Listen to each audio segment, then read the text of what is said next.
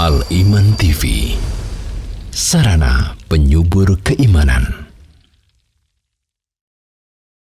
Wa min sayyiati a'malina man yahdihillahu fala mudilla lahu wa man yudlil fala hadiya lahu wa asyhadu an la ilaha illallah wahdahu la syarika lahu wa asyhadu anna Muhammadan 'abduhu wa rasuluhu sallallahu alaihi wa ala alihi wa ashabihi wa man tabi'ahum bi ihsanin ila yaumiddin, amma ba'du. Al-muslimin wal muslimat rahimani wa rahimakumullah wa a'azakumullah, ikhwani wa akhwati fillah yang senantiasa dirahmati oleh Allah Subhanahu wa ta'ala. Alhamdulillah wa syukurillah, pada kesempatan pagi hari ini kita dipertemukan oleh Allah Ta'ala di masjid ini, masjid yang mulia ini, Masjid Nidarul Fitrah, dalam rangka untuk bertafakuh fiddin, bersama-sama memahami beberapa permasalahan di dalam agama kita. Semoga beberapa hal yang akan kita pelajari ini menjadi satu hal yang bermanfaat bagi diri kita, bagi keluarga kita, dan orang-orang di sekitar kita, sehingga ia menjadi ilmu yang bermanfaat. Sedikit tetapi bermanfaat itu jauh lebih baik daripada banyak akan tetapi tidak membawa manfaat. Dan aktivitas menuntut ilmu ini tidak boleh kita remehkan, tidak boleh kita anggap enteng, karena ia satu nikmat besar yang diberikan oleh Allah kepada hamba-hambanya yang khusus. Tidak setiap orang diberikan keinginan, diberikan rezeki untuk mau dan mampu mendatangi majelis-majelis ilmu.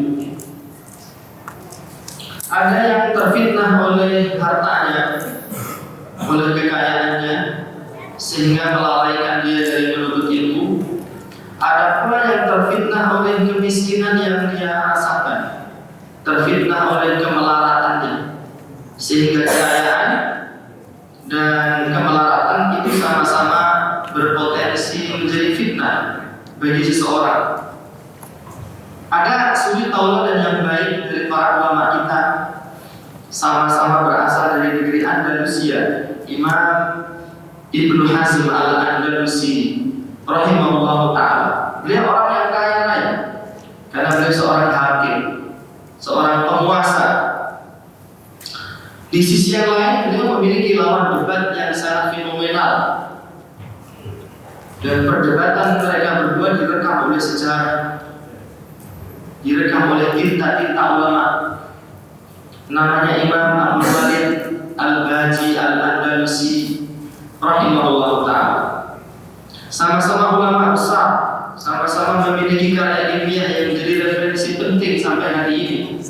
Tetapi para ulama kita mengatakan Abdul Walid Al-Baji ini lebih utama jika dibandingkan dengan Imam Ibnu Hazm. Bukan karena ilmunya, bukan karena banyak kitabnya. Para ulama mengatakan Imam Ibnu Hazm Al-Andalusi ta'allama tahta masabihil usul. Ibnu Hazm Al-Andalusi itu belajar di bawah penerangan lampu istana, karena beliau orang kaya raya, seorang pejabat. Keluarnya pun naik kereta yang dikawal oleh para prajurit. Amma Imam Abdul Walid Al-Baji Al-Andalusi fata'allama tahta masabih syawari. Adapun Abdul Walid, beliau belajar di bawah lampu jalanan, di bawah penerangan lampu jalanan. Dan lampu jalanan di waktu itu tidak seperti lampu kita ini, ya lampu minyak.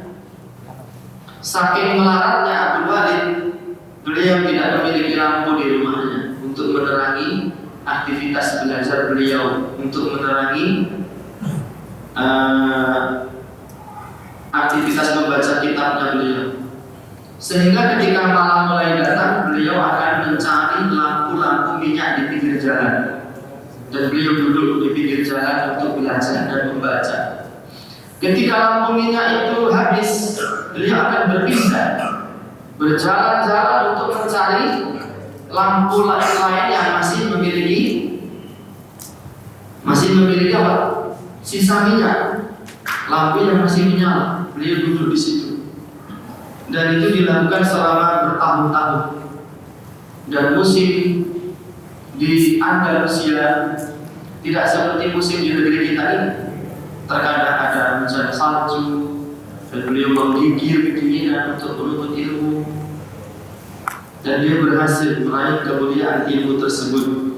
Beliau menjadi salah satu pemuka di dalam mazhab Maliki.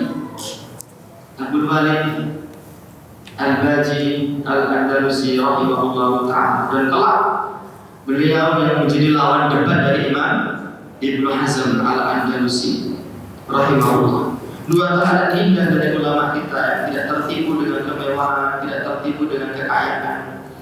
Rata-rata kita mendapati orang kaya kan sudah, ini saya kasih duit saja, tapi tolong jangan undang saya pengajian. Saya nggak usah datang pengajian saja, tapi pengajian butuhnya apa nanti saya kasih. Tapi saya jangan ngaji, soalnya saya sudah dapat. Saya dengan yang namanya Abu Soraf itu sudah talak 3. Jadi jangan diajak ngaji. Imam Ibnu Hazm tidak, beliau kaya, beliau berinfak dengan hartanya, beliau juga seorang penuntut ilmu yang gigih, yang tidak menyerah dengan kondisi yang beliau hadapi. Demikian pula Abu Malik. Maka jika ada di antara kita merasa sibuk dengan kekayaannya, tidak bisa menuntut ilmu, ingat kisah ini. Jika ada di antara kita, saya ingin belajar ilmu, tapi saya tidak punya dana belajar di pondok, ingatlah kisah Abdul Malik Al-Baji. Kata ulama, "Idza lam yakun 'aunun min Allah lil fata, fa awwalu ma yaqdi 'alaihi ijtihaduhu." Apabila belum datang pertolongan dari Allah untuk seorang pemuda, maka yang pertama kali menolongnya adalah kesungguhannya. Seseorang bisa menghafalkan Al-Quran tanpa biaya, tidak punya mushaf, boleh minta ke masjid, tidak boleh diminta, boleh dia pinjam di masjid. 24 jam banyak masjid yang terbuka. Jadi semua kembali kepada keinginan dan taufik dari Allah Subhanahu wa ta'ala. Pada hari ini Allah menganugerahkan kepada kita rezeki untuk duduk di majelis ini, di masjid ini. Ya. Dan di situ adalah masjid, tempat, lokasi yang banyak terlimpah curah di dalamnya keberkahan, rahmat dan naungan malaikat Allah untuk orang-orang yang duduk di sana. Ikhwani wa akhwati fillah rahimani wa rahimakumullah wa a'azakumullah. Imam Syafi'i juga mengatakan, saya itu sudah sabar belajar ilmu, tapi ustaz saya itu akhlaknya kurang baik. Memang saya ini bodoh, tapi kenapa harus dihukumkan? Kamu kalau kira jangan asal kayak lambe, dipikir malu sama yang lain. Akhirnya saya tak kuat menghadapi ustaz seperti itu. Kata Imam Syafi'i, tasabbar ala muril jafa'i mu'allimin, fa inna rusulal ilmi fi nafaratihi, wa ma lam yadhkur ta'allumi sa'atan tajara'a dul jahli tul hayatihi, wa man fatahu ta'lim wa tashabba bihi fakabbir alaihi a'da'an liwafatihi, wa dhatul fata wallahi bil ilmi wa tuqa, fa idza lam yakuna la'tibara lidatihi. Bersabarlah kalian dalam menghadapi akhlak buruk yang mungkin ada pada diri guru kalian. Karena kegagalan mendapatkan ilmu itu jika kalian lari menjauh dari guru. Maka kalau kita ingin berhasil, cintailah guru kita. Meskipun ada satu akhlak dari guru kita yang tidak mencocoki hati kita, jangan diingat-ingat yang buruk itu. Ingat-ingat jasa dan kebaikannya agar kita mencintainya, agar tumbuh benih-benih cinta di hati kita kepada guru. Kalau sudah cinta dengan guru, insya Allah banyak berhasil. Wa man fatahu ta'lim wa tashababihi, barang siapa masa mudanya tidak digunakan untuk menuntut ilmu, fakabbir alaihi arba'an liwafatihi. Takbirkan dia 4 kali. Dia apa itu? Disolati jenazah, karena dia sudah mati. Meskipun hidup, kalau tidak gaji, menurut Imam Syafi'i dia adalah orang mati. Kata Imam Syafi'i, siap kita menjalankan nasihat Imam Syafi'i? Siap tidak? Tidak siap? Atau sudah siap? Jadi nanti pulang kamu boleh tanya tak berdiri di papan, karena kami ini jenazah, tidak kan? Wadatul fata wallahi bil ilmi wal tuqwa. Harga diri seorang pemuda itu ada pada ilmu dan ketakwaannya. Di dalam bait yang lain dia mengatakan, "Idza ra'aita syababal hayy qad nasha'u la yahmiluna khilal al-habri wal warqa wa la tarahum ladal asyakh fi hilakin ya'muruna bil salihil akhbari man tasaqa fada'hum anhum fa innahum anka fa innahum hamajun qad baddalu uluwal himmatil hamaqa." Jika kalian melihat seorang pemuda yang telah beranjak dewasa tidak mau bawa kertas, tidak mau bawa pena, tidak mau duduk di hadapan ulama untuk menuntut ilmu, tinggalkan mereka, kata Imam Syafi'i. Karena mereka adalah orang-orang yang menukarkan semangat yang tinggi dengan kedunguan. Ikhwani fillah rahimani wa rahimakumullah wa a'azakumullah, semoga kita termasuk orang-orang yang pandai bersyukur kepada Allah Ta'ala. Ya, karena kalau kita tidak bersyukur, nikmat menuntut ilmu ini lambat laun akan dicabut dari diri kita. Kita meremehkan pengajian, suasananya begitu saja. Ini dakwah fitrah itu saya sudah mulai jenuh. Maka kita hanya tinggal menunggu saat yang tepat. Keinginan untuk menuntut ilmu itu dicabut oleh Allah dari diri kita. Na'udzubillah min. Nah, ada sahabat saya punya seorang teman dari sahabat saya ini yang dulu di pesantren, pandai membaca kitab, tapi tidak bersyukur. Kemudian dia berubah menjadi orang yang tidak menuntut ilmu, bahkan berubah dirinya laki-laki menjadi berpenampilan seperti wanita setelah jeda waktu 3 tahun. Na'udzubillahi min dzalik. Pembicaraan kita pada kesempatan pagi ini adalah tentang taat ulil amri sunnah Nabi yang terjalani. Dia bukan hanya sekedar sunnah, bahkan dia ini merupakan prinsip sunnah, bahkan dia merupakan fondasi dari sunnah.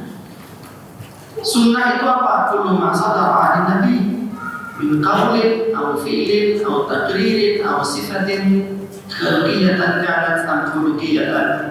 Semua yang bersumber dari Nabi berupa ucapan, perbuatan, persetujuan, sifat, ya, khuluqiyah ataupun sifat khalqiyah, itu disebut dengan sunnah. Dan kita diperintahkan oleh Allah untuk mengikuti sunnah Rasulullah Sallallahu Alaihi Wasallam. Ayatnya sangat banyak.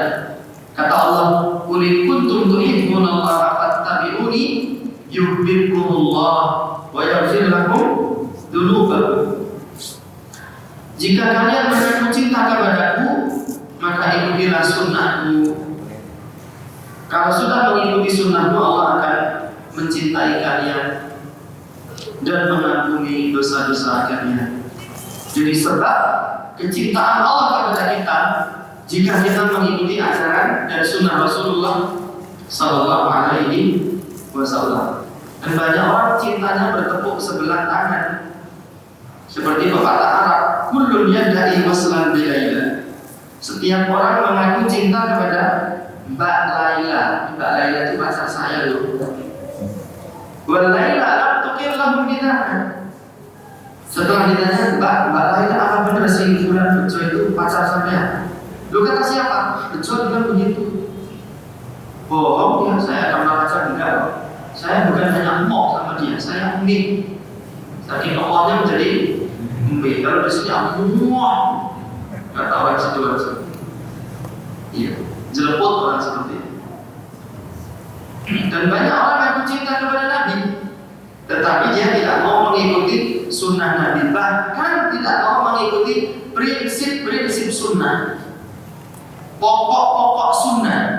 Dan di antara sekian banyak pokok sunnah adalah mentaati ulil amri, mentaati penguasa yang muslim, meskipun penguasa itu jahat. Al-muslimin rahimani wa rahimakumullah wa a'azakumullah. Dalil tentang hal ini sangat banyak. Dan dulu dakwah salafiyah ini dikenal dengan prinsip ini. Adapun sekarang banyak orang mengklaim sebagai pengikut dakwah salafiyah, tetapi tatkala ada pembahasan tentang ulil amri ini, mereka seolah-olah melecehkan perkara ini, mengatakan taat ulil amri dilecehkan, disimpankan ke ulil amri. Ketika ada orang sahabatnya mulai berani menyebutkan ayat-ayat penguasa, nanti dia berkomen, awas lo, nanti kita tak ulil amri. Dia ngomong begitu bukan rangka menasihati, tapi dalam rangka bercanda dan melecehkan prinsip ini. Kalau bilang ini, nah, kalau melecehkan sunnah Nabi saja tidak boleh, apalagi melecehkan sunnah Nabi yang sifatnya prinsipil, yang sifatnya fundamental, jauh untuk dikatakan dari boleh, lebih tidak boleh. Dalilnya banyak dari Al-Quran dan Sunnah Rasulullah SAW. Bahkan di dalam kitab Al-Amru Biluzumi Jama'atil Muslimin, Syekh Abdul Salam Al-Bajas rahimahullah ta'ala menuliskan, in aqada ijma'u ahli sunnati wal jama'ah, telah terbentuk ijma', kesepakatan ahli sunnati wal jama'ah, ala wujubi luzumil jama'ah wa tahrimil khuruj 'alaiha, akan wajibnya menetapi jamaah, itu kaum muslimin yang dipimpin oleh penguasanya yang muslim, dan haram hukumnya memberontak kepada mereka. Wa anna luzumaha fadilatun wa mufaraqataha fadilatun, setia kepada pemimpin kaum muslimin itu adalah merupakan keutamaan, dan menyelisih mereka adalah sebuah kehinaan. Wa qad tawataratil adillatu minal kitabi wa sunnah, sungguh telah mutawatir banyak sekali dalil-dalil dari Alkitab dan Sunnah ala dzalika, atas hal itu.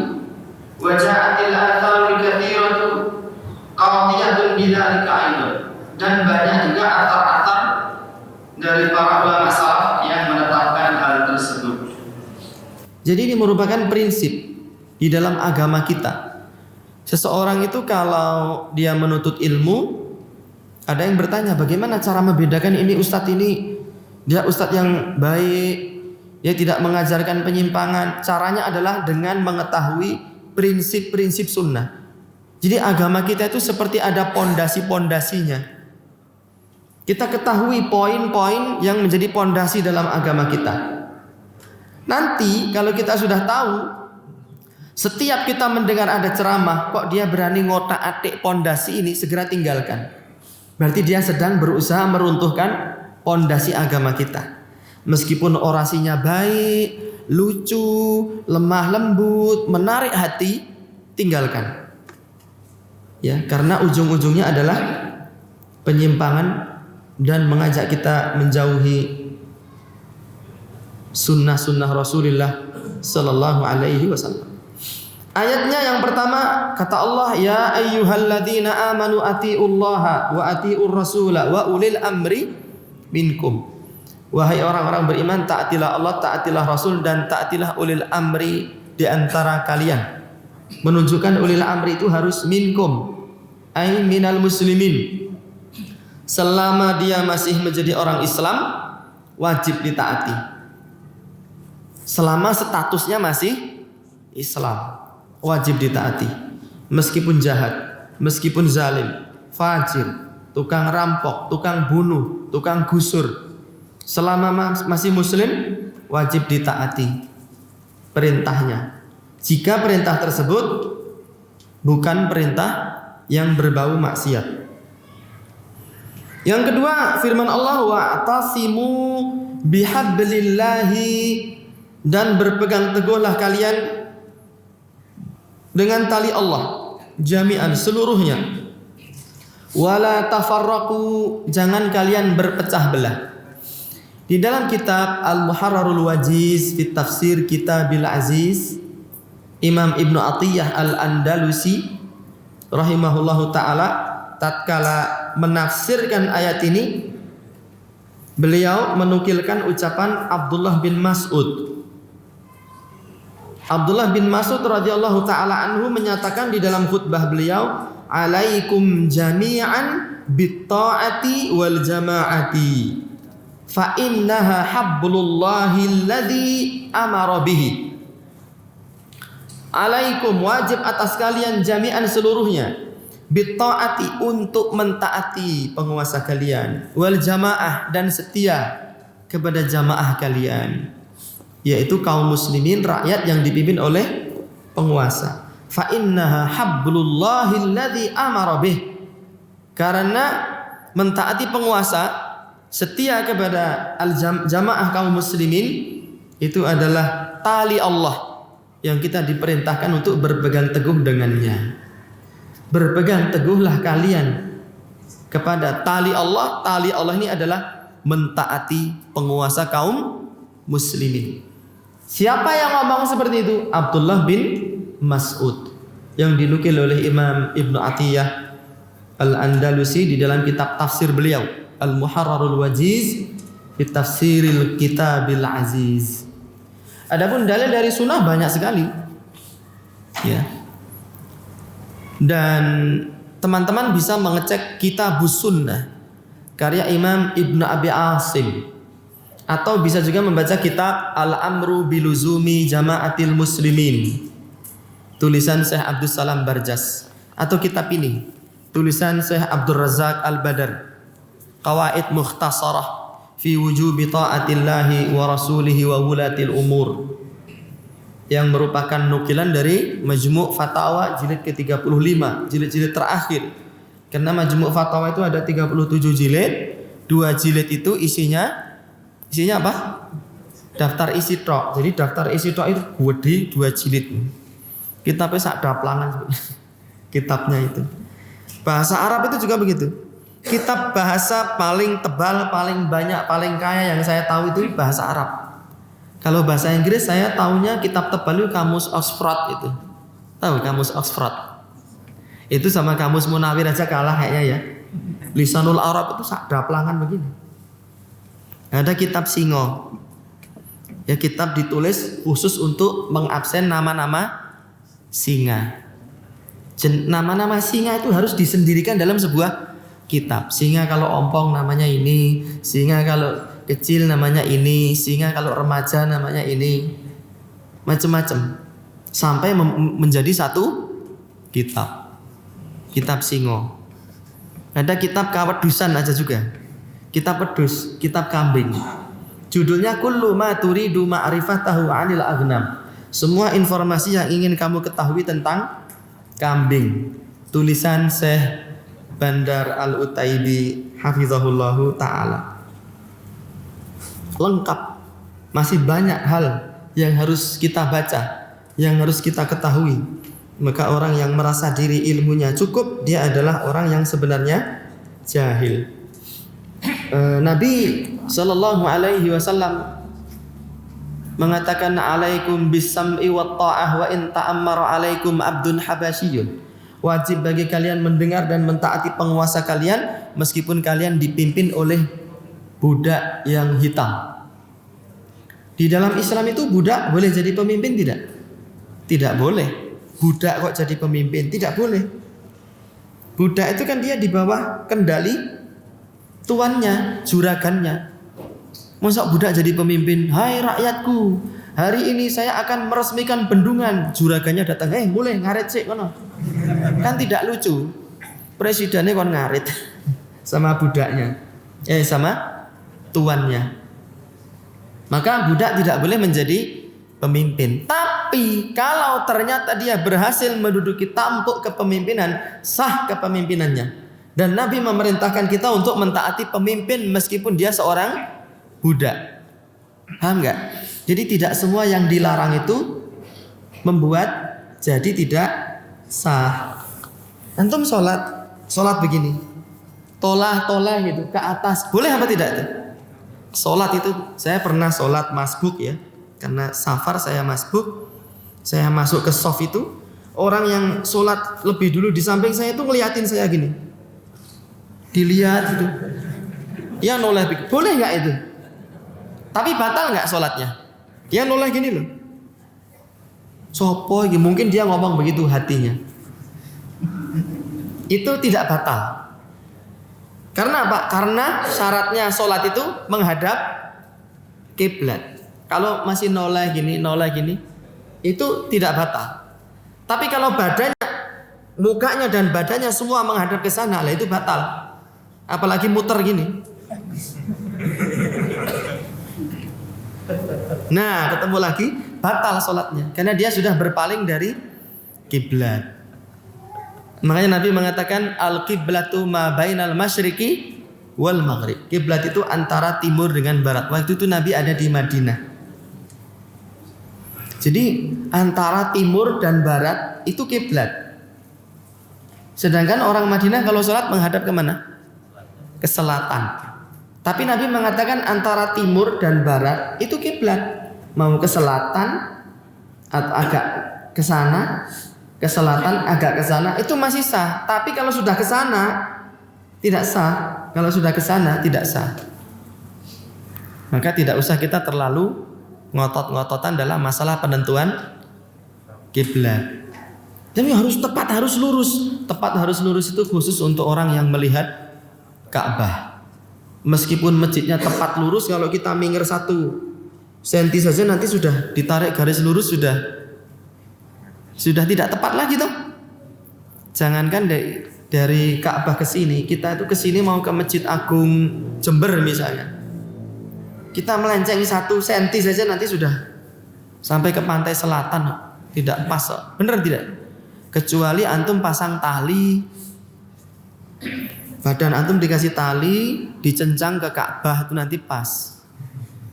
Lalu dikencengkan talinya, itu nanti pas. Tapi kan talinya ditabrak sepur kereta api. Apa kata Nabi tadi? Dengar dan taat meskipun dipimpin oleh budak yang hitam. Ini sekaligus menjadi jawaban bagi syubhat yang nanti akan kita sampaikan. Ya. Kalau pemimpin wanita kan nggak usah ditaati, karena tidak boleh wanita menjadi pemimpin. Benar tidak wanita tidak boleh jadi pemimpin? Benar. Ar-rijalu qawwamuna 'alan nisa. Tapi kalau ternyata si wanita ini berhasil menduduki tampuk kekuasaan, sah tidak? Sah kekuasaannya. Banyak kok di antara kita kekuasaannya direbut oleh istrinya. Bener gak? Oh itu bukan, saya kan isi ikatan suami sayang istri. Itu kan lisan kita aja. Kenyataannya kan semuanya disita oleh istri. ATM-nya disita, dompetnya disita. Tapi sah nggak kita sebagai seorang suami di rumah tangga tersebut? Sah nggak? Atau istri sah nggak? Antum jadi anak, Ustadz, di dalam rumah tangga saya itu yang mendominasi bukan bapak saya, tapi ibu saya. Kan wanita tidak boleh jadi penguasa. Berarti tidak sah kepemimpinan ibu saya. Berarti saya nggak harus taat sama ibu saya. Saya demo kepada ibu saya, tolong ganti dengan ibu yang baru. Apa begitu? Itu anak duroko namanya. Anak durhaka. Tapi kedurhakaan itu didukung oleh ayahnya. Ayahnya ya rada weng, bismillah.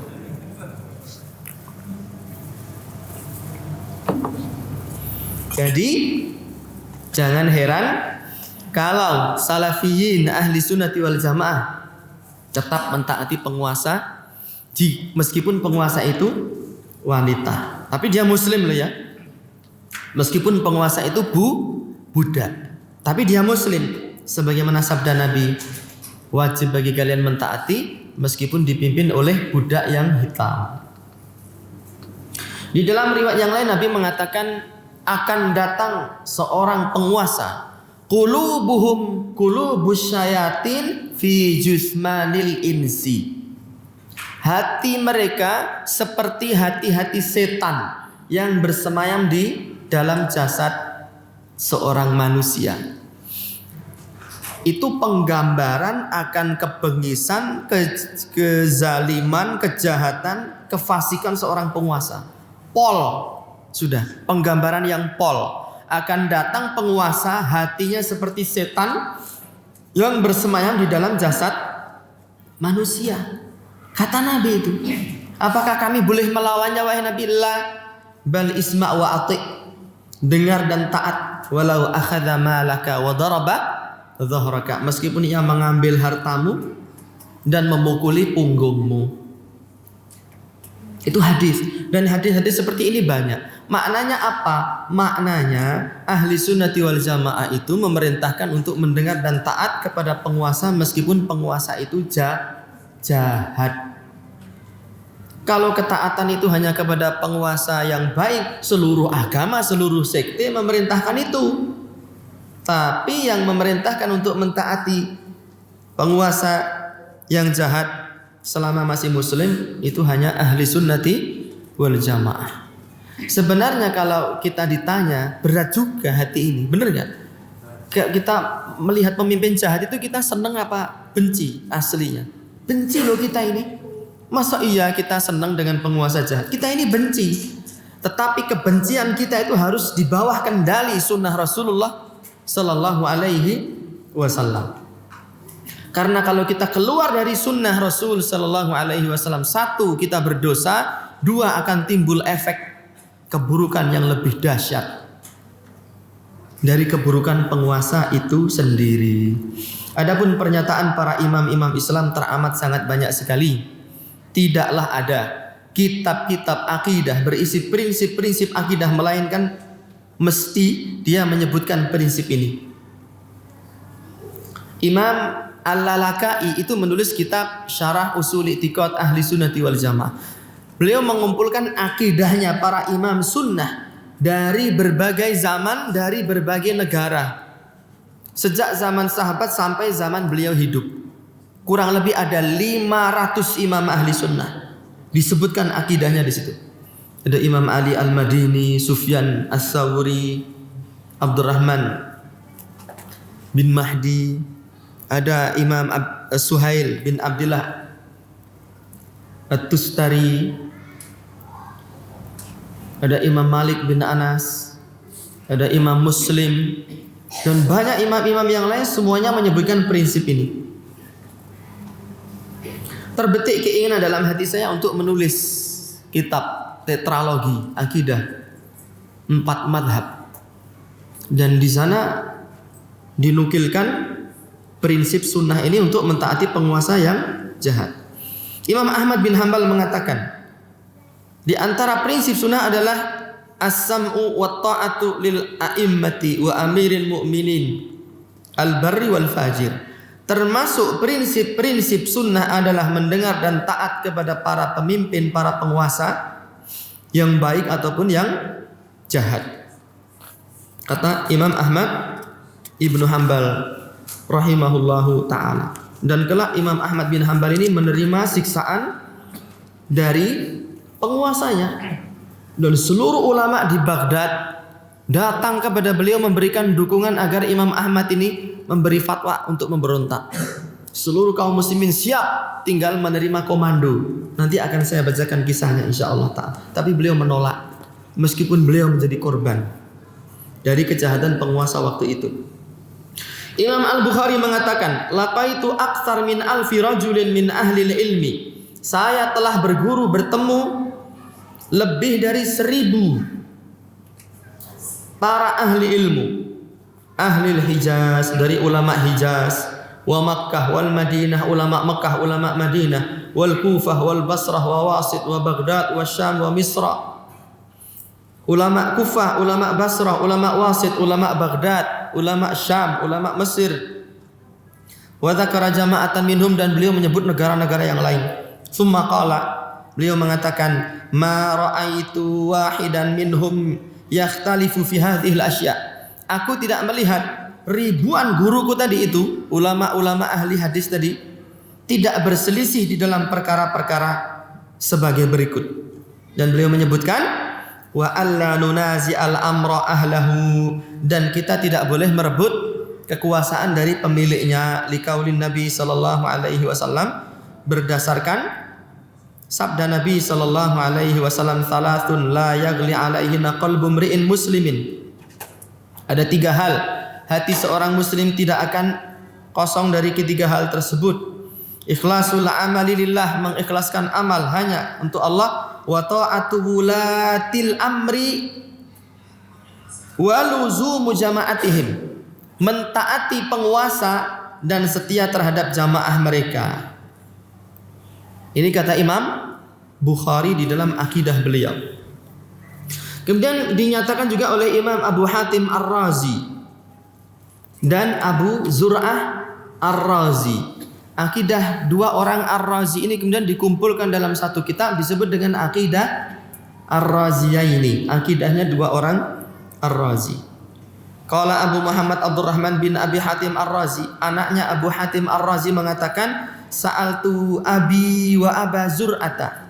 Aku bertanya kepada ayahku Abu Hatim Ar-Razi dan aku bertanya kepada Abu Zur'ah Ar-Razi an madhabi ahli sunnati fi usuliddin, tentang madhab ahli sunnah di dalam pokok-pokok agama. Wa ma adraka alaihi ulama fi jami'il amsari, dan apa yang mereka terima dari seluruh ulama dari berbagai negeri. Wa ma ya'taqidani min dzalika, dan aku bertanya keduanya tentang akidah beliau berdua. Faqala, keduanya menjawab, Abu Hatim Ar-Razi, Abu Zur'ah Ar-Razi, adraknal ulama fi jami'il amsari Hijazan wa Iraqan wa Syaman wa Yamana. Kami telah berguru menemui para ulama di berbagai penjuru negeri, di Hijaz, di Irak, di Syam, di Yaman. Fakana min madhabihim, maka madhab mereka adalah fadzakara umuran, dan beliau menyebutkan beberapa perkara, di antaranya wa nuqimul jihada wal hajja ma'a a'immatil muslimin fi kulli dahrin wa zaman. Prinsip sunnah menurut para ulama yang kami temui itu seluruhnya adalah menegakkan jihad haji bersama para penguasa kaum muslimin. Jadi boleh nggak kita berangkat haji sendiri gitu tanpa sepengetahuan penguasa kita? Tidak boleh. Wah, hajinya mahal, nunggunya 25 tahun. Lebih baik saya tebang pohon bambu aja bikin getek. Saya mau naik getek, itu bahasa Indonesia apa ya? Rakit ya, rakit. Saya mau naik rakit menuju Mekah. Ya kalau sampai naik timplok boyo. Tidak sampai naik getek, bismillah, ya bangun dari getek ditanya man rob buka. Siapa Tuhan? Demikian pula jihad. Boleh nggak kita melakukan jihad tanpa seizin penguasa kita? Nyelonong begitu, berangkat sendiri. Ada orang di tempat saya tinggal itu bertanya, Ustadz, saya ini punya suami saya pergi ya tanpa pamit. Dia hanya mengatakan ingin bergabung dengan ISIS di Suriah, dan sudah 1,5 tahun. Tidak ada kabar berita apa-apa. Dia juga tidak meninggali kami sebagai anak dan istrinya harta apapun. Sedangkan anak saya ada 3, sekolah dan butuh makan. Pertanyaan terpenting dari kisah ini adalah, boleh tidak saya menikah lagi gitu? Wah lah, ini pertanyaannya horor, saya nggak berani menjawab gitu. Itu salah satu bentuk penyimpangan prinsip sunnah. Tatkala Nabi itu sedang membuat kesepakatan perjanjian Hudaybiyah, di antara isinya, Nabi waktu itu ada di Madinah ya. Kalau ada ahli Mekah, penduduk Mekah masuk Islam lalu melarikan diri ke Madinah, ini harus dikembalikan ke Madinah. Kalau ada penduduk Madinah yang gabung melarikan diri, gabung dengan musyrikin Mekah, tidak boleh dikembalikan. Saya ulangi, kalau ada orang Mekah masuk Islam, lari ke Madinah, pengen gabung bersama Nabi, ini harus dikembalikan ke Mekah. Tapi kalau ada orang Madinah lari ke Mekah untuk gabung dengan kafir Quraisy, tidak usah dikembalikan. Yang untung siapa? Siapa? Hayo. Yang untung siapa? Orang kafir kan? Ketika Nabi, ya saya setuju. Datang Abu Jandal, bukan Abu Janda, Abu Jandal dan Abu Basir, 2 orang sahabat Nabi. Beliau melarikan diri dari Mekah, pengen gabung bersama Nabi di Madinah dalam keadaan tangannya terikat. Jalan kaki loh. Dari Mekah ke Madinah tangannya terikat, badan penuh luka. Orang musyrikin Mekah mengatakan, utusan mereka, rudda hadza aula sulha. kembalikan orang ini, 2 orang ini ke Mekah. Kalau nggak mau kembalikan, nggak usah ada perjanjian sama sekali antara kita. Kata Nabi, ya sudah, kembalikan mereka berdua ke Mekah. Para sahabat yang lain nangis loh itu. Nabi, ini saudara kita melarikan diri dari Mekah, jalan kaki, tangannya terikat, badan penuh luka. Mau kita kembalikan lagi ke sana. Gimana perasaan sahabat waktu itu? Bagaimana perasaan Abu Jandal dan Abu Basir waktu itu? Saya ini udah capek-capek berhari-hari, tangan terikat penuh luka, sampai di sini gurare diulekin neh. Gimana saya ini? Piye toki? Kata dia. Kata Nabi, kembalikan dia ke Mekah. Dan tidak ada satupun sahabat yang ada di Madinah, mereka nyelonong tanpa seizin Nabi untuk menyelamatkan Abu Jandal, Abu Basir. Enggak ada.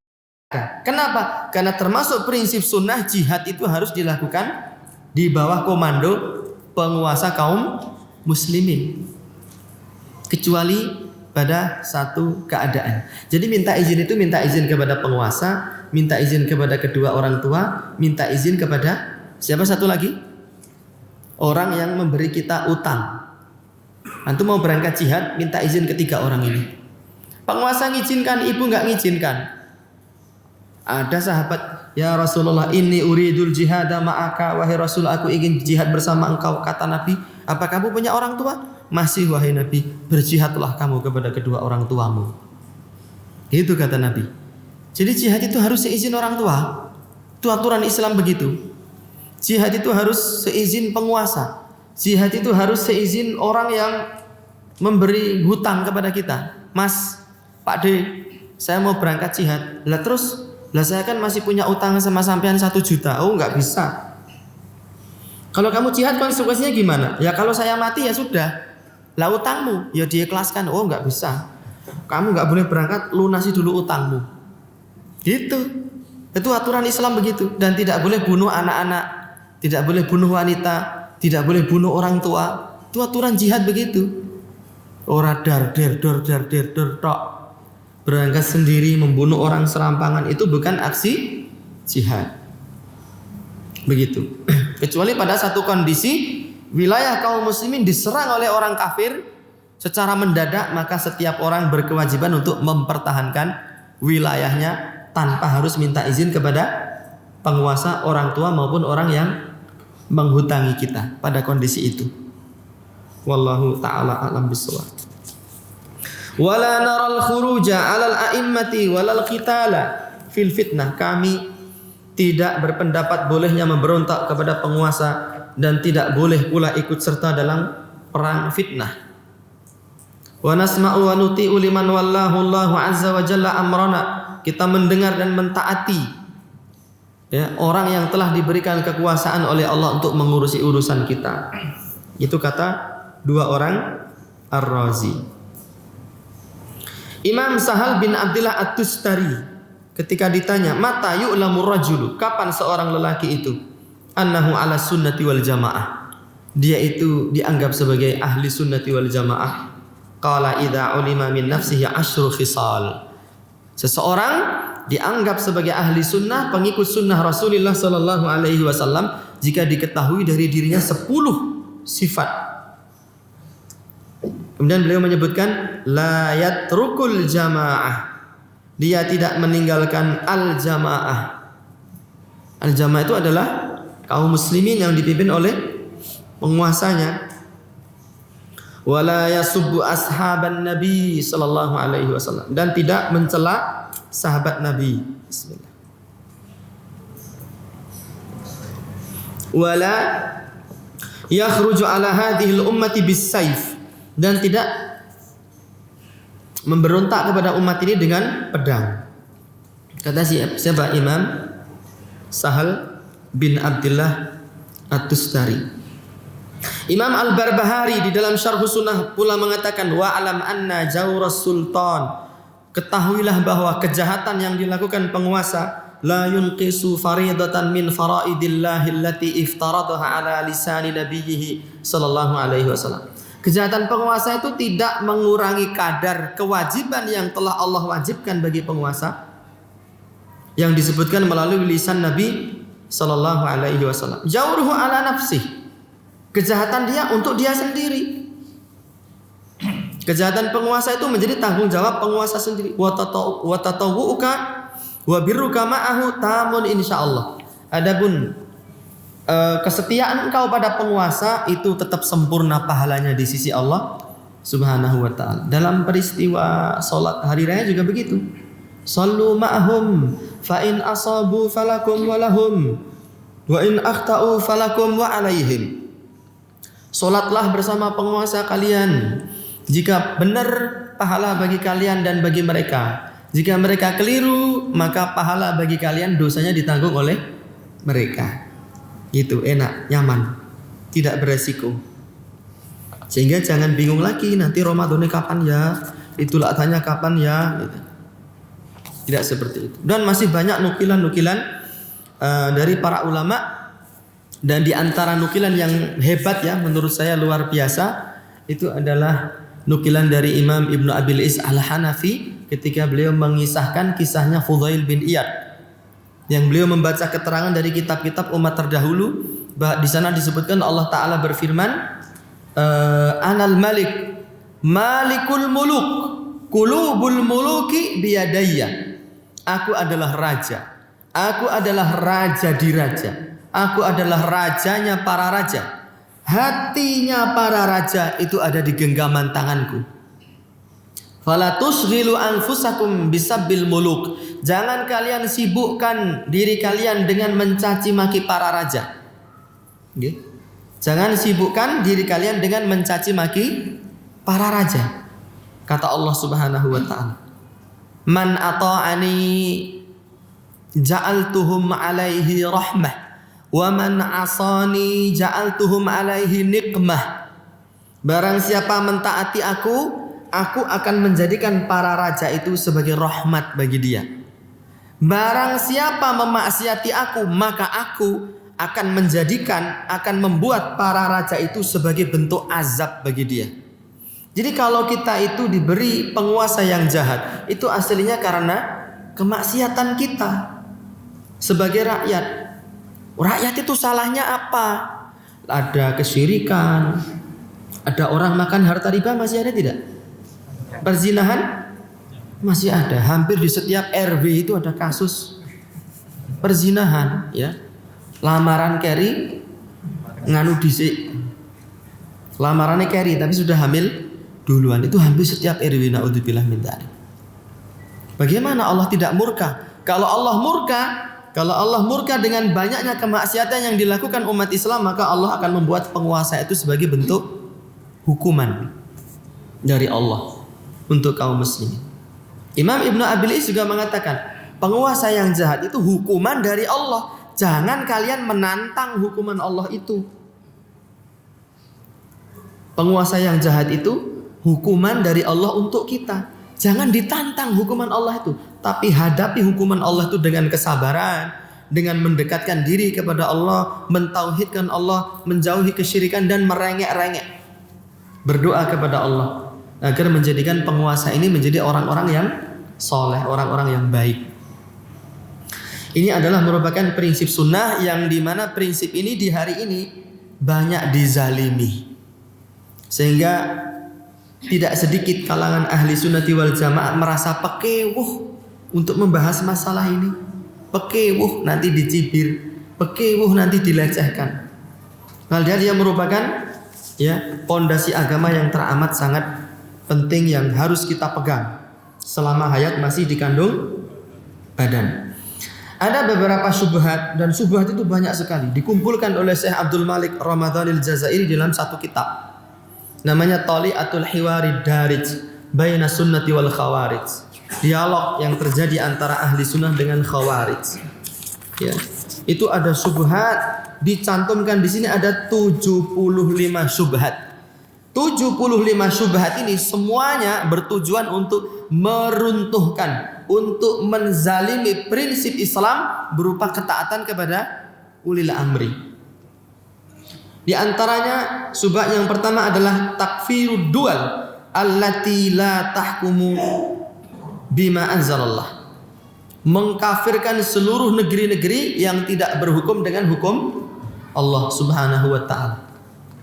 Alasannya klasik, pokoknya negara kita tidak memberlakukan hukum Islam, maka negara kita dan negara-negara yang lain itu adalah negara kafir.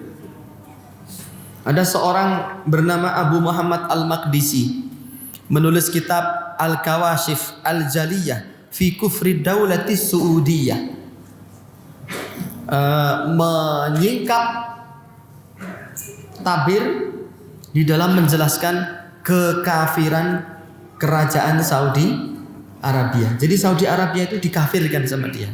Apalagi Sidoarjo. Apalagi Sidoarjo. Jadi ningrat. Ya, lebih dianggap kafir sama orang ini. Dan dia sudah diterjemahkan dalam bahasa Indonesia. Judulnya Saudi di Mata Seorang Al-Qaeda. Buku hitam itu. Dan buku ini sudah dijelaskan sisi-sisi kekeliruannya oleh Syekh Abdul Aziz bin Rayis di dalam kitab At-Tabdid. Dan Abu Muhammad Al-Maqdisi ini seorang tokoh radikal yang sangat ekstrim di dalam keradikalannya. Dia membolehkan untuk membunuh polisi, dia membolehkan untuk merampas harta milik polisi. Di negeri kita ada belum pembunuhan terhadap para polisi? Sudah ada belum? Ada. Itu sedikit banyak terpengaruh oleh buku tadi. Alasannya negara kita negara kafir karena tidak berhukum dengan hukum Allah. Dan di dalam kitab Asy-Syariah, Imam Al-Ajurri rahimahullahu ta'ala menyatakan bahwa orang yang suka berdalil dengan ayat Allah wa man lam yahkum bima anzalallahu faulaika humul kafirun, kemudian mengkafirkan kaum muslimin, itu adalah ciri-ciri orang-orang khawarij. Padahal ayatnya ada yang berbunyi wa man lam yahkum bima anzalallahu faulaika humul fasikun, faulaika humudz zalimun. Barang siapa tidak berhukum dengan hukum Allah, mereka orang fasik, mereka orang zalim, tidak kafir. Ada dialog teman-teman sekalian sering saya sampaikan antara Syekh Ali bin Hasan Abdul Hamid Al-Halabi dengan seorang khawarij. Orang ini ditanya, kenapa engkau mengkafirkan negeri-negeri kaum muslimin? Dalilnya apa? Dalilnya firman Allah, wa man lam yahkum bima anzalallahu faulaika humul kafirun. Barang siapa tidak berhukum dengan hukum Allah, maka dia kafir.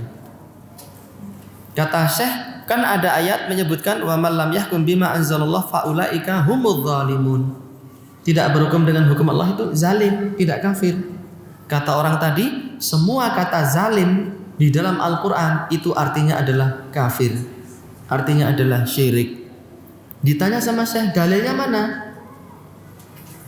Inna syirka la dzulmun azim. Sesungguhnya kesyirikan itu adalah kezaliman yang besar. Ini dalil yang menunjukkan bahwa setiap kata zalim di dalam Al-Quran artinya adalah kesyirikan dan kekafiran.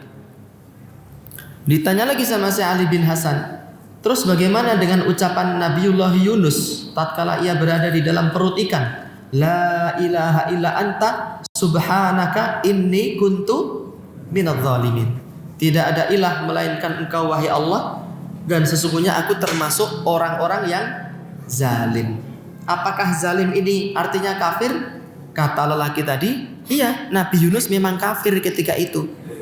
Bayangkan, Khawarij yang ekstrim itu sampai berani mengkafirkan seorang nabi, apalagi warga Sidoarjo. Lebih menjadi sasaran pengkafiran yang serampangan. Begitu. Ya. Dan ibaratus salaf, penafsiran ulama ussalaf terhadap ayat ini, wa man lam yahkum bima anzalallahu faulaika humul kafirun, itu harus dipahami dengan pemahaman as-salafus saleh. Karena kita tidak cukup berdalil dengan Al-Quran dan Sunnah, tapi harus mengembalikan pemahaman ini kepada as-salafus saleh, kepada generasi salaf, kepada sahabat tabi'in, atba'ut tabi'in. Jika tidak rusak nanti. Ada orang menghalalkan darah sapi disembelih, darahnya dibikin tahu, dibikin puding, dibikin marus, dibikin didih, dibikin saren, ya, dibikin sosis, boleh. Alasannya kenapa? Yang haramkan kan daman masfuhan, darah yang mengalir. Kalau sudah jadi tahu kan tidak mengalir, kata dia. Sudah jadi sosis itu tidak mengalir. Itu pemahamannya kayak gitu itu. Dan ada pemahaman seperti itu. Jadi yang diharamkan itu darah yang berupa cairan. Kalau sudah jadi tahu, puding, sosis, itu kan halalan thayyiban mubarakan fih, kata dia. Dan itu pemahaman muncul karena dia tidak memahami ayat tadi sesuai dengan pemahaman sahabat. Aisyah itu ditanya, sebagaimana dinukil oleh Imam Abu Ja'far At-Tabari, tentang daging yang direbus di dalam kuali, lalu air rebusan itu berubah menjadi merah, apakah boleh diminum? Kata beliau boleh, karena darah yang haram itu darah yang memancar. Yang memancar maksudnya yang keluar ketika proses sembelihan. Adapun darah yang tersisa di dalam badannya si hewan ini, dia halal. Kalau antum dapat jatah daging kurban direbus kan berubah jadi merah toh? Itu karena sisa darah yang ada di badannya sapi. Itu sisa darah yang ada di dalam. Ini halal. Yang haram itu yang keluar ketika disembelih. Ini kata Aisyah Ummul Mukminin radhiyallahu taala anha. Ada darahnya disusrup itu halal tidak? Halal menurut fatwa dari Aisyah Ummul Mukminin. Adapun orang tadi tidak mengikuti pemahaman salaf. Sama ya, orang yang mengkafirkan negeri-negeri kaum muslimin berdalil dengan tekstual ayat ini. Kata Syekh Muhammad Rashid Ridha di dalam tafsir Al-Manar, amma zahirul ayati falam yaqul bihi ahadun min a'immatil fiqhil masyhurina bal lam yaqul bihi ahadun qat. Kata Syekh Muhammad Rashid Ridha, adapun zahiriyah ayat ini, wa malam yahkum bima anzalallahu faulaika humul kafirun. Zahiriyah ayat ini atau teks lahiriah dari ayat ini tidak pernah dikatakan satupun dari para imam-imam ahli fikih yang masyhur, bahkan tidak pernah dikatakan seorang pun sama sekali. Kalau kita berpegang dengan lahiriah teks ini, setiap orang hendak berhukum dengan hukum Allah maka kafir. Tapi itu tidak pernah dikatakan oleh seorang pun, kata Syekh Muhammad Rashid Ridha. Maka kita perlu mengembalikan pemahaman ayat ini kepada ucapan para salaf. Imam Tawus mengatakan, idza fa'ala dzalika fahuwa bihi kufrun wa laisa kaman kafara billahi wal yaumil akhir. Jika seseorang melakukan itu, berhukum dengan selain hukum Allah, maka itu adalah kekufuran. Walaisa kaman kafara billahi wal yaumil akhir. Tetapi status kekufurannya tidak seperti orang yang kufur terhadap Allah dan hari akhir. Ini ucapan siapa? Tawus.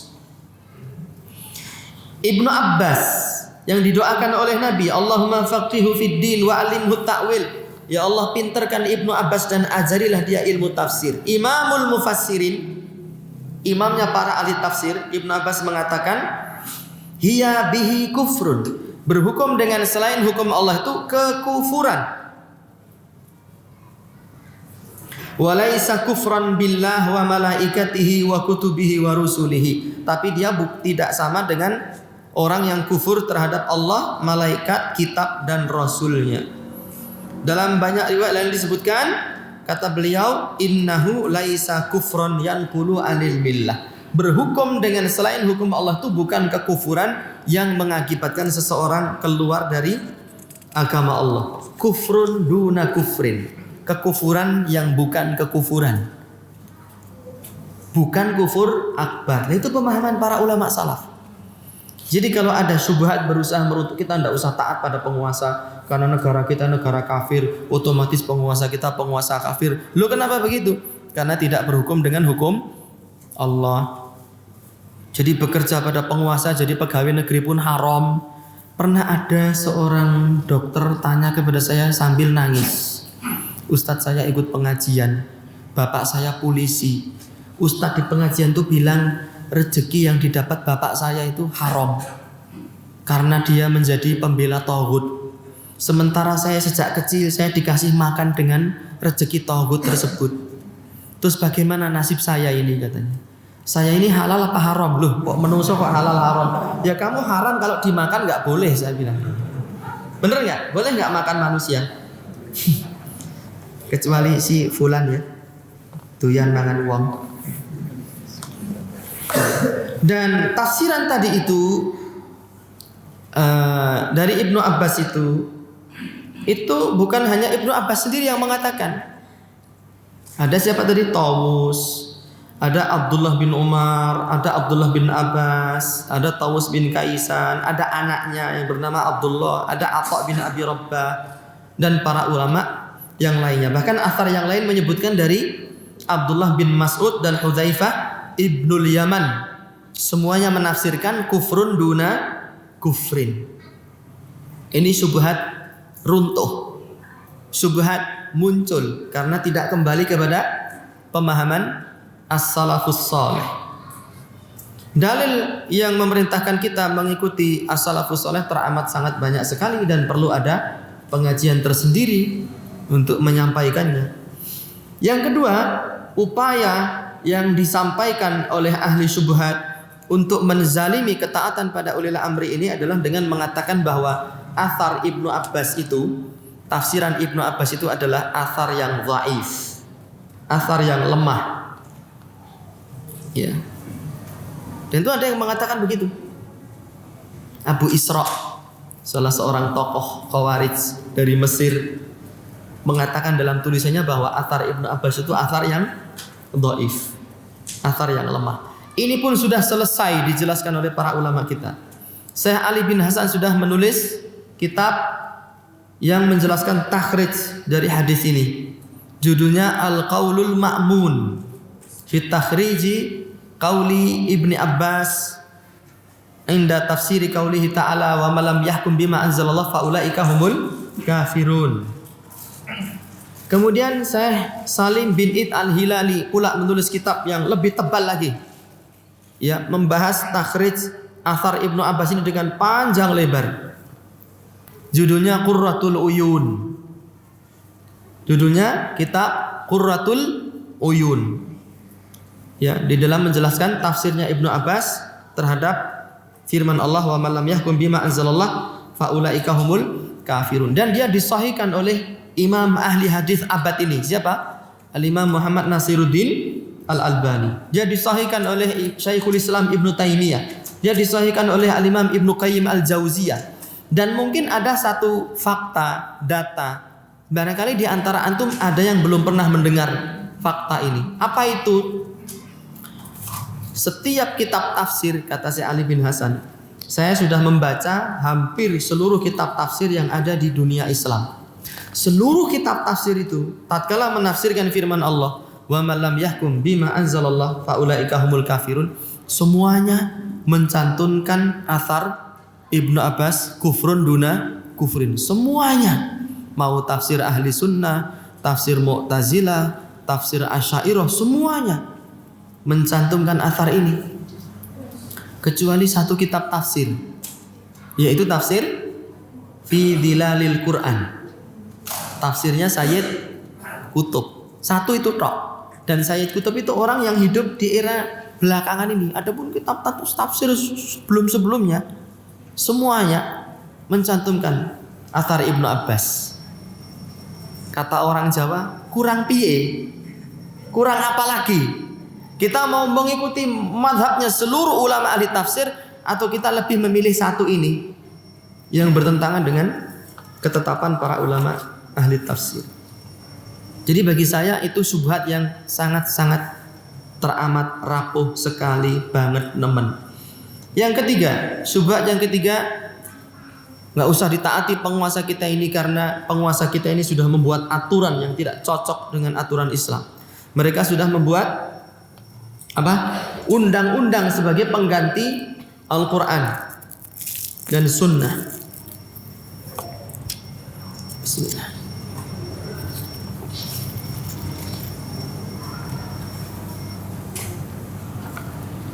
Imam Ibnu Katsir itu di dalam tafsir beliau mengkafirkan orang-orang Tatar, mengkafirkan Genghis Khan karena dia membuat undang-undang baru yang dipaksakan untuk diberlakukan. Kitab itu namanya apa? Kitabnya namanya Elyasik. atau sebagian menyebutnya Elyasa. Dia adalah kitab yang dirangkum dari Taurat, dari Injil, dari Al-Quran, kemudian ditambahi oleh Genghis Khan dan dijadikan undang-undang yang diberlakukan. Kalau ada orang berzina hukumannya begini, kalau undang ini hukumnya begini. Dia buat kitab undang-undang sendiri, tidak mau pakai Al-Quran, tidak mau pakai Sunnah. Dan dia dikafirkan oleh Imam Ibnu Katsir rahimahullahu ta'ala. Begitu pula dengan negara kita, pemimpin kita membuat undang-undang, perdata, pidana, dan tidak mau pakai Al-Quran. Sehingga mereka statusnya pun sama dengan orang-orang Tartar yang dipimpin oleh Genghis Khan itu. Dan bahkan Ibnu Katsir memerintahkan untuk berjihad memerangi orang-orang Tartar ini. Ini syubhat loh ini. Jawabnya gimana? Dan banyak di antara anak-anak kaum muslimin, terutama yang muda-muda. Saya lihat di sini yang muda-muda masih langka ya. Muda-muda itu jiwanya labil, mudah terpengaruh, semangatnya tinggi, tetapi jiwanya labil, ilmunya mentah, sehingga mudah dicuci otaknya. Dengan semenit, 5 menit, 15 menit, dia bisa menjadi orang-orang berpemikiran apa? Khawarij. Karena tidak memahami akidah ahli sunnati wal jamaah. Jawabnya adalah orang Tartar itu bukan orang Islam. Dia adalah orang kafir.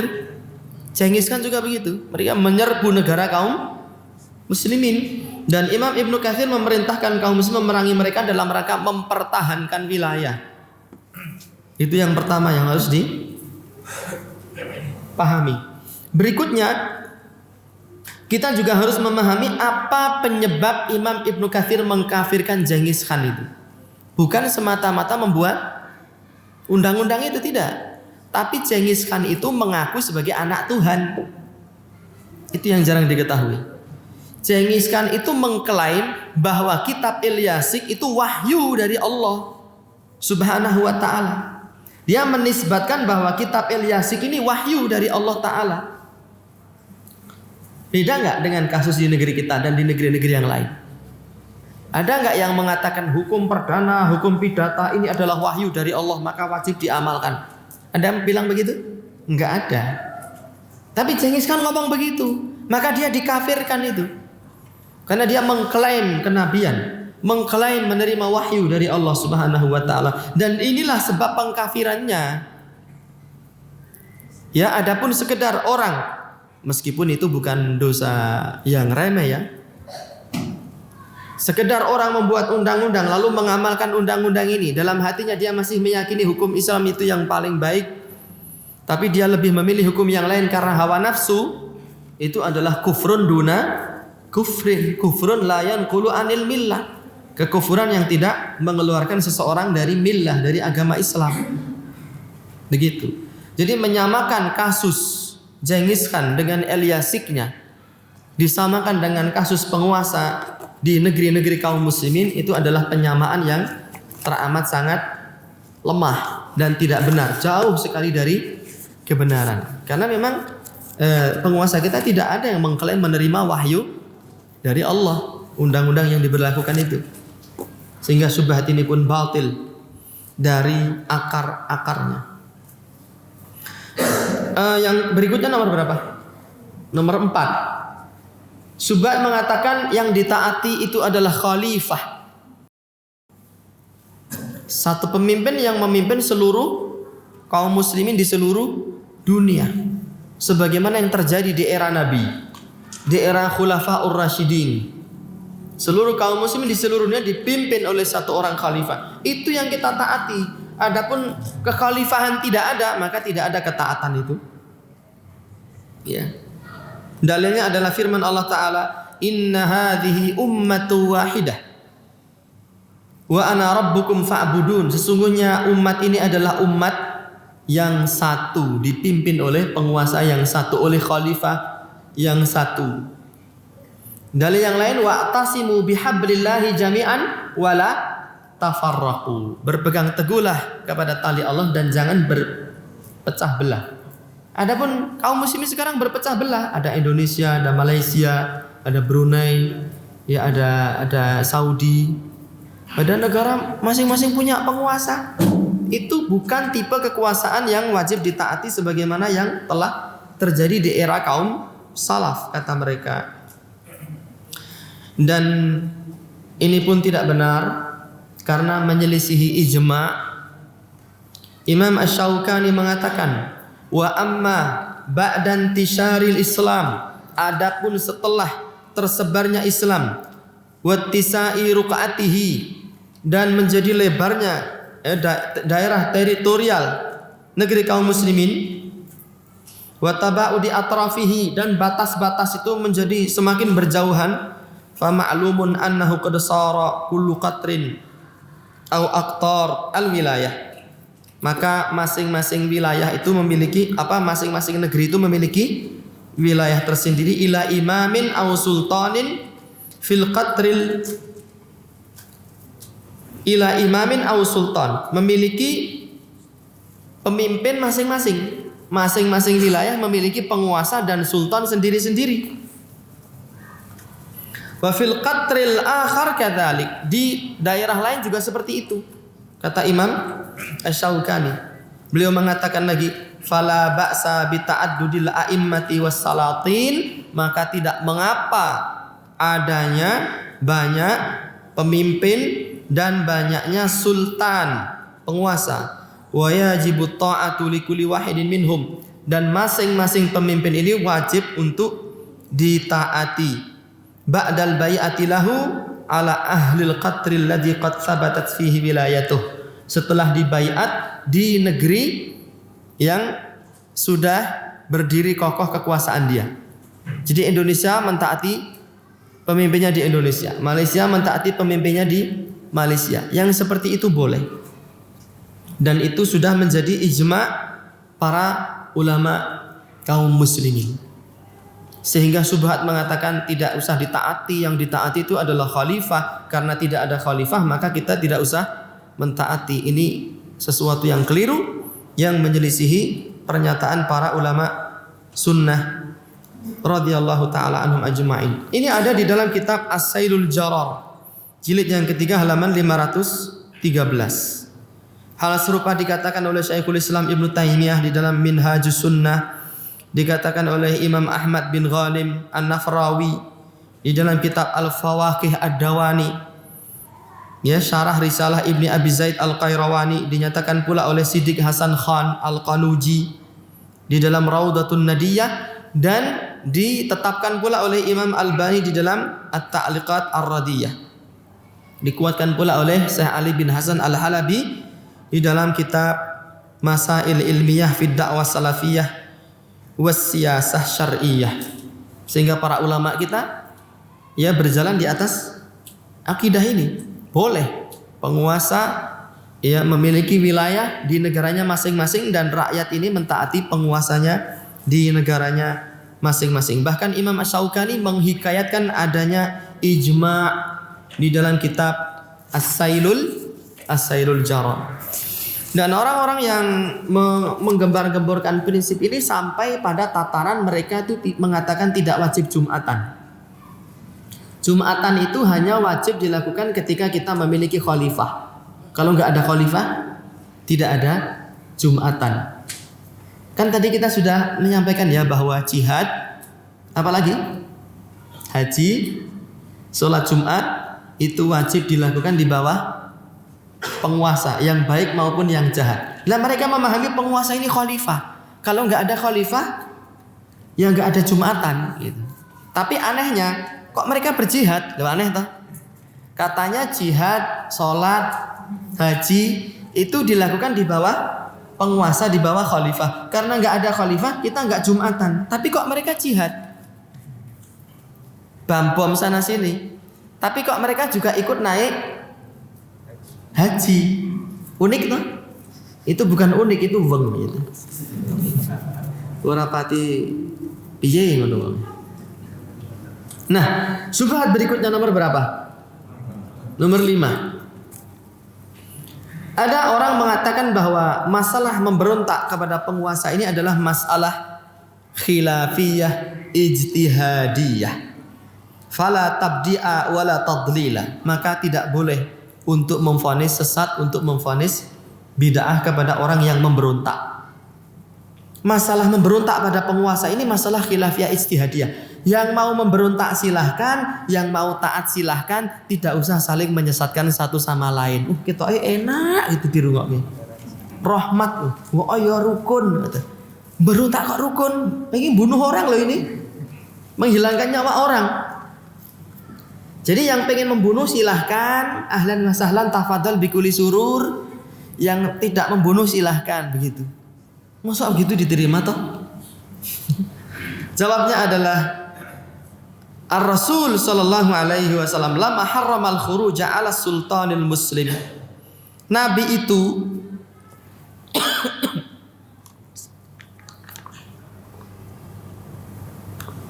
tatkala mengharamkan pemberontakan kepada penguasa yang muslim, ishtarasta li jawazihi, memberikan satu syarat, boleh memberontak pada penguasa. Syaratnya hanya satu, an yakfuras sultan, yaitu tatkala penguasa itu menjadi orang kafir. Walam yashtarit mujarrada husulil maslahah, dan Nabi tidak mensyaratkan boleh memberontak asalkan ada maslahat gitu. Jadi subhatnya itu mengatakan memberontak dan tidak memberontak itu kan tergantung maslahat dan madarat. Sehingga para ulama kita berbeda pendapat di dalam menimbang maslahat dan madarat. Ada ulama mengatakan kalau kita memberontak madaratnya lebih besar. Ada ulama lain mengatakan kalau memberontak, gimana tadi? Kalau memberontak maslahatnya lebih besar. Sebagian ulama mengatakan kalau memberontak madaratnya yang lebih besar. Sehingga itu sesuai dengan pertimbangan ulama. Maka itu masalah khilafiyah ijtihadiyah. Yang mau memberontak silahkan karena dia berpendapat maslahat memberontak lebih besar. Yang tidak mau memberontak silahkan karena dia berpendapat kalau memberontak madaratnya yang lebih besar. Nabi ketika memerintah melarang dari pemberontakan itu hanya meletakkan satu syarat. Penguasanya sudah kafir dan Nabi tidak menyampaikan maslahat dan madarat dalam masalah ini. Jadi selama masih muslim dilarang memberontak. Nabi yang melarang. Ya. Mana dalilnya? Illa antarau kufran bawahan, kecuali jika kalian sudah melihat adanya kekufuran yang nyata, indakum minallahi fihi burhan, di mana kalian memiliki hujjah, memiliki dalil yang kuat di sisi Allah Subhanahu wa taala. Hadis riwayat Bukhari Muslim. Ya, sehingga dengan adanya hadis ini tidak benar dikatakan bahwa masalah memberontak adalah masalah khilafiyah ijtihadiyah. Kaum muslimin rahimani wa rahimakumullah wa a'azakumullah yang senantiasa dirahmati oleh Allah Subhanahu wa taala. Kemudian ada salah satu ulama namanya Hasan, Al-Hasan bin Saleh. Dia ini ulama yang hebat, ahli ilmu, pakar ilmu syariat. Ya. Dikatakan bahwa Al-Hasan bin Saleh, dikatakan oleh Imam Az-Zahabi, huwa min a'immatil Islam. Al-Hasan bin Saleh ini adalah termasuk di antara imam-imam Islam. Laula talabbusuhu bi bid'atin, seandainya dia tidak tercemar oleh pemikiran bid'ah. Syiar A'lamin Nubala jilid 7 halaman 52. Al-Hasan bin Saleh ini adalah imam Islam kalau dia tidak tercemar oleh pemikiran bid'ah. Pemikiran bid'ah apa yang dianut oleh Al-Hasan bin Saleh? Imam Az-Zahabi mengatakan kana yaral Hasanul khuruja ala umara'i zamanihi lidzulmihim wa jawrihim. Hasan bin Saleh ini berpendapat bolehnya memberontak kepada penguasa di zaman beliau hidup karena kezaliman yang mereka lakukan dan kejahatan yang mereka lakukan. Walakin ma qatala abadan, tetapi Hasan bin Saleh ini tidak memerangi sama sekali. Dia tidak melakukan aksi pemberontakan, tapi dia mengatakan bolehnya memberontak kepada penguasa di zaman beliau. Seandainya beliau tidak memiliki pemikiran bid'ah ini, maka dia adalah seorang imam Islam, seorang ahli sunnati wal jamaah. Tapi karena pemikiran bid'ahnya ini, dia menyatakan boleh memberontak kepada penguasa yang jahat, akhirnya dia tidak dianggap ke dalam jajaran ahli sunnati wal jamaah. Menunjukkan hal ini, pemberontakan ini bukan masalah khilafiyah, ijtihadiyah. Begitu jawabnya. Dan sejarah yang ada itu menunjukkan aksi-aksi pemberontakan yang dilakukan kepada penguasa itu semuanya berujung pada pertumpahan darah, berujung pada kerusakan, berujung pada fitnah, kekacauan yang lebih dahsyat daripada kekacauan yang dilakukan oleh penguasa itu sendiri. Saya ingin membacakan satu kisah ya di dalam kitab ini, Qawaid Mukhtasarah fi wujubi ta'atillah wa wulatil umur, yang ditulis oleh siapa? Syekh Abdul Razak Al-Badr hafizahullahu ta'ala. Kisahnya agak sedikit panjang, tapi saya akan membacanya dengan cepat, dan pembacaan cepat itu biasanya membosankan, tetapi semoga yang membosankan itu bisa membawa manfaat dan keberkahan bagi kita. Allahumma amin. Saya tahu antum sudah mulai lelah, sebagaimana saya pun sudah mulai merasa lelah. Mari kita nikmati kelelahan ini. Semoga lelah kita menjadi lillah. Qala Hambal ibnu Ishaq ibnu Hambal. Hambal bin Ishaq bin Hambal mengatakan, lamma adhara al-wathiqu hadhil maqalah, ketika al-wathiq billah menampakkan pemikiran sesatnya, dan beliau seorang penguasa, dan pemikiran ini disepakati oleh ulama dia adalah kekufuran, yaitu akidah mengatakan Al-Quran itu makhluk. Wa daraba 'alaiha wa habasa, dan dia memukul dan memenjara ulama yang tidak mau mengikuti pemikiran sesatnya. Ini penguasa memiliki pemikiran sesat, memiliki akidah yang syirik, dan dipaksakan akidah itu kepada seluruh negeri. Ja'a nafarun ila Abdillahi min fuqaha'i ahli Baghdad, datanglah sekelompok orang dari ulama ahli Baghdad kepada Abu Abdillah, kepada Imam Ahmad bin Hanbal. Fihim Bakr bin Abdillah wa Ibrahim bin Ali al-Matbakhi. Di dalam kelompok itu ada Bakar bin Abdillah, ada Ibrahim bin Ali al-Matbakhi, wa Fadl bin Asim, dan ada Fadl bin Asim, wa ghairuhum, dan yang lainnya. Fa'atau Aba Abdillah wa sa'alu an yadkhulu alaihi. Mereka mendatangi Imam Ahmad dan minta izin untuk masuk menemui. Fasta'dzantu lahum fadakhalu alaihi faqalu lahu ya Aba Abdillah. Aku memintakan izin untuk mereka. Mereka pun lantas masuk menemui Abu Abdillah dan berkata, wahai Abu Abdillah, wahai Ahmad bin Hanbal, innal amra qad fasha wa tafaqama. Sesungguhnya keadaan itu semakin genting dan gawat. Wa hadzal rajulu yaf'alu wa yaf'al. Lelaki ini, maksudnya al-wathiq billah, penguasa yang jahat tadi, telah melakukan apa yang dia lakukan. Wa dzakara lahu anna ibn Abi Du'ad madha ala an ya'mura al-muallimina bi ta'limi sibyani fil kuttabi ma'al Qur'an. Dan mereka menyebutkan bahwa Ibnu Abi Du'ad, Ahmad bin Abi Du'ad, pentolan Mu'tazilah yang mempengaruhi siapa? Al-Wathiq billah itu sudah menginstruksikan agar akidah syirik ini dijadikan kurikulum di berbagai negeri, di kutab-kutab, di madrasah-madrasah, di masjid-masjid. Akidah syirik ini dijadikan kurikulum resmi kekhalifahan. Gitu. Faqala lahum Abu Abdillah, Imam Ahmad ngomong, wa madza turidun? Terus kalian mau apa? Kata Imam Ahmad. Qalu ataina kanusyawiruka fi manurid. Kami datang untuk bermusyawarah dengan engkau untuk merealisasikan keinginan kami. Qala madza turidun? Apa yang kalian inginkan? Qalu la narda bi imaratihi wa la bi sultanihi. Kami tidak rela, tidak ridho dengan kekuasaan orang ini.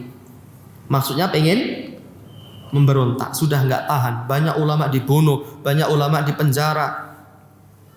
Fanadharahum Abu Abdillah sa'atan. Imam Ahmad pun mendebat mereka hatta qala lahum wa ana hadiruhum. Beliau mengatakan, ara'aitum illam yabqa lakum hadzal amr. Bagaimana jika urusan ini tidak tersisa bagi kalian? Alaisa qad sirtum min dzalika ilal makruh.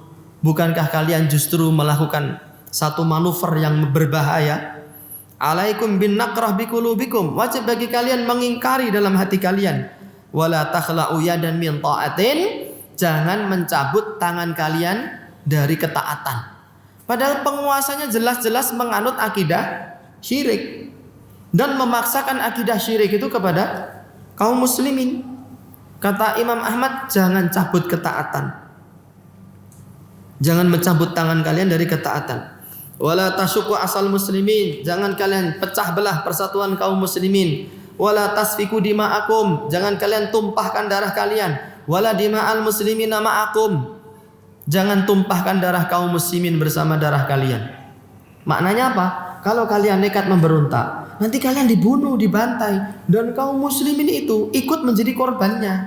Kata Imam Ahmad, ungdzuru fi aqibati amrikum. Kalian harus menjadi orang yang visioner, memikirkan akibat dari perbuatan kalian. Wala ta'jalu, jangan buru-buru. Wasbiru, sabarlah kalian hatta yastariha barun wa istaraha min fajir. Sampai orang-orang baik istirahat dan Allah mengistirahatkan orang-orang yang jahat ini, supaya kejahatan ini, orang-orang jahat ini dihilangkan oleh Allah Subhanahu wa taala. Wa dara bainahum fi dzalika kalamun katsir lam ahfadhu. Lalu terjadi dialog panjang yang aku tidak hafal. Wahtaja alaihim Abu Abdillah bihadza.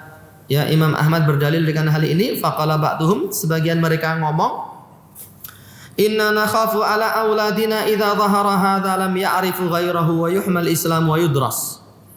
Kami takut, kami khawatir terhadap masa depan anak-anak kami kalau anak-anak kami tidak mengetahui akidah kecuali yang sesat ini, sehingga Islam akan hilang dan terhapus. Faqala Abu Abdillah, Imam Ahmad mengatakan, kalla, sekali-kali tidak. Innallaha azza wa jalla nasiru dinihi wa inna hadzal amra lahu rabbun yansuruh. Sesungguhnya Allah akan menjaga agamanya dan sesungguhnya urusan ini memiliki Allah, memiliki Tuhan yang akan menolongnya. Wa innal islama azizun mani'. Dan sesungguhnya Islam itu mulia dan kuat. Fa kharaju min indi Abi Abdillah. Mereka pun keluar dari rumahnya Imam Ahmad.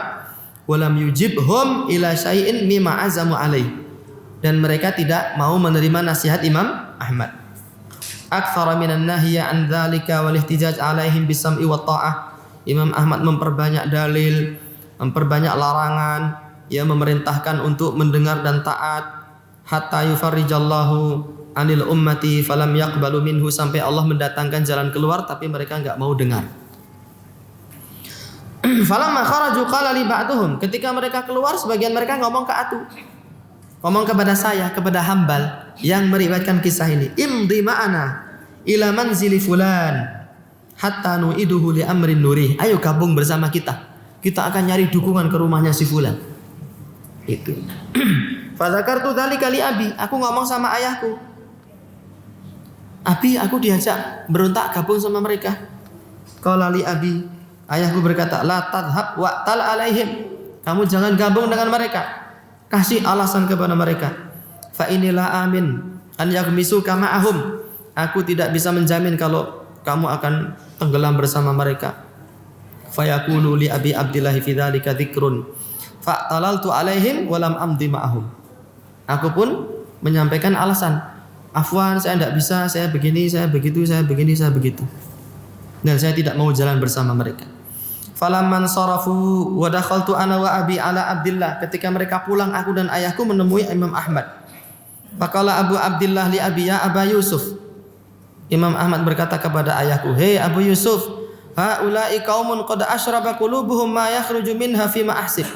Mereka adalah satu kaum yang keras kepala dan tidak akan pernah mundur dari keinginan mereka. Fanas'alullah as-salamah, kita memohonkan kepada Allah keselamatan.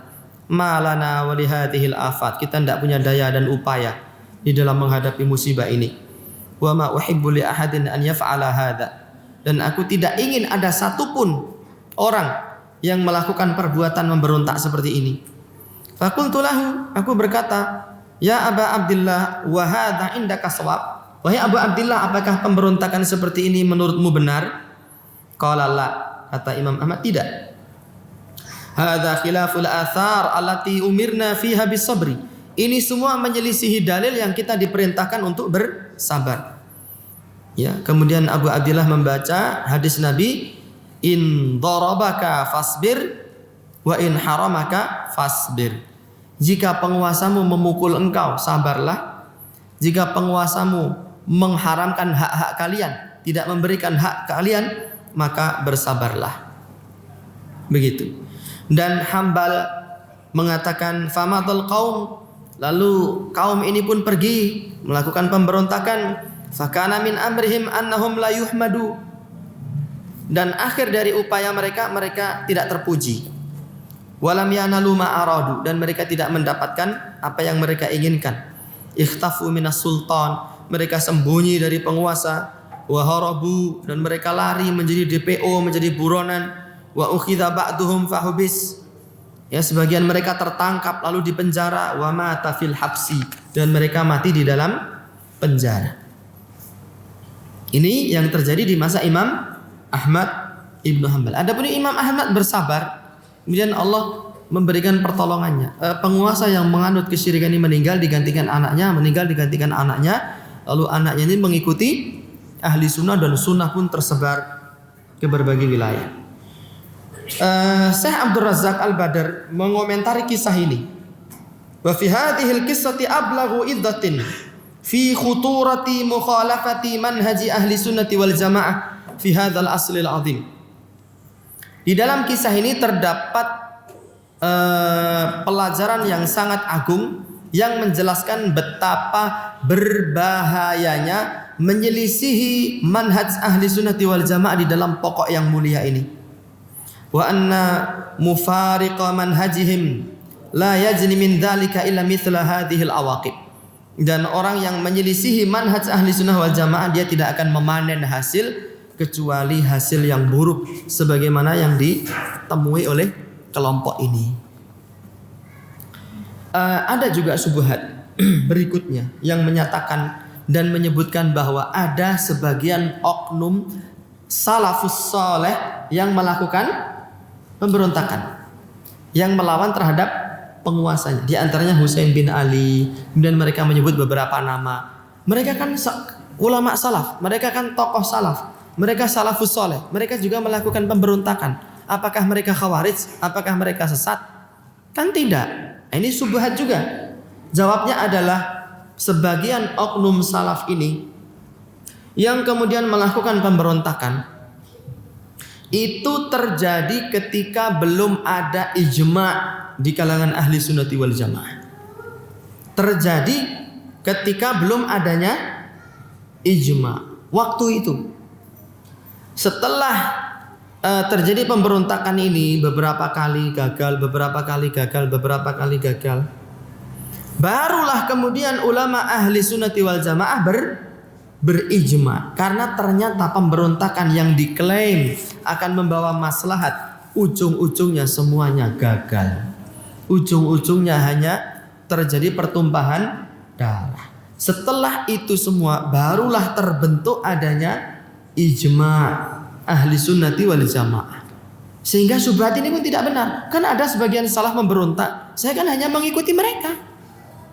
Kan kita diperintahkan untuk mengikuti sikapnya kaum salaf. Ada sebagian kaum salaf memberontak dan saya mengikuti mereka. Jawabnya, sebagian salah memberontak karena belum terbentuk adanya ijma'. Yang kedua, ternyata seluruh pemberontakan itu hanya mengakibatkan kekacauan dan pertumpahan darah, sehingga kemudian terbentuk ijma'. Yang keempat, lalu dikemanakan dalil-dalilnya dari Al-Quran, Sunnah yang melarang dari memberontak? Ya, dikemanakan dalil-dalil itu? Yang kelima, lalu dikemanakan sikap ulama salaf yang lain yang jumlahnya jauh lebih banyak? Kenapa kita memilih yang sedikit ini, sedangkan ulama salaf yang lainnya banyak dan mereka memilih untuk bersabar menghadapi penguasanya? Ya.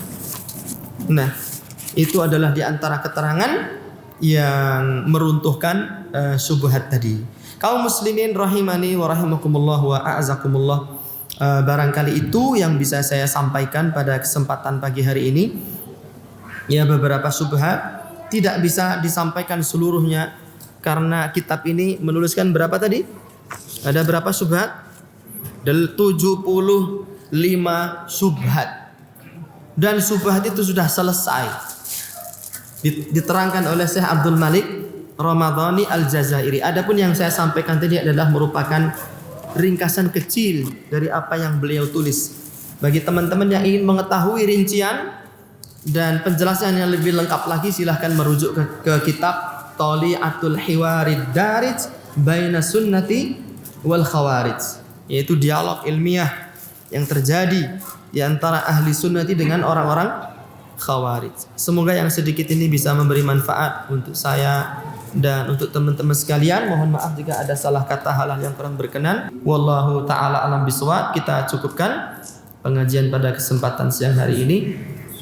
Wa sallallahu ala nabiyyina Muhammadin wa alihi wa sahbihi wa sallam, wa akhiru da'wana alhamdulillahi rabbil alamin. Wassalamu alaikum warahmatullahi wabarakatuh. Dukung channel kami dengan like, subscribe, dan aktifkan notifikasi agar kamu tidak ketinggalan video-video menarik lainnya.